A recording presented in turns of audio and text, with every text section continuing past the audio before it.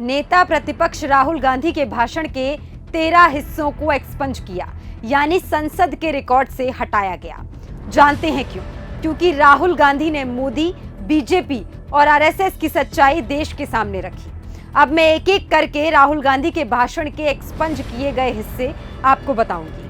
पहला, बीजेपी के लोग 24 घंटे हिंसा, नफरत, असत्य फैलाते हैं। आप हिंदू हो ही नहीं। दूसरा, आप बात समझिए, ये इसलिए चिल्ला रहे हैं क्योंकि तीर सीधा दिल पर लगा है। देखिए, अब चुप हो गए। तीसरा, नरेंद्र मोदी जी पूरा हिंदू समाज नहीं है, बीजेपी पूरा हिंदू समाज नहीं है, आरएसएस पूरा हिंदू समाज नहीं है, ये ठेका नहीं है बीजेपी का। चौथा, बीजेपी 24 घंटा नफरत हिंसा, नफरत हिंसा, नफरत हिंसा। पांचवा, अग्निवीर को आपने यूज एंड थ्रो मजदूर बनाया है। छठवां, अग्निवीर स्कीम सेना की स्कीम नहीं है, पीएमओ की स्कीम है और पूरी सेना जानती है कि ये स्कीम प्राइम मिनिस्टर का ब्रेन चाइल्ड था। स्कीम सेना का ब्रेन चाइल्ड नहीं था।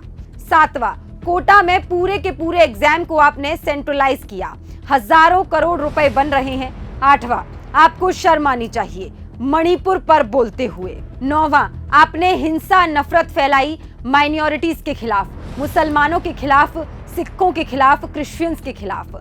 10वां, अयोध्या के इनॉग्रेशन में अयोध्या की जनता को बहुत दुख हुआ क्योंकि इनॉग्रेशन में अडानी जी थे, अंबानी जी थे, दोनों के नाम गायब कर दिए गए स्पीच से।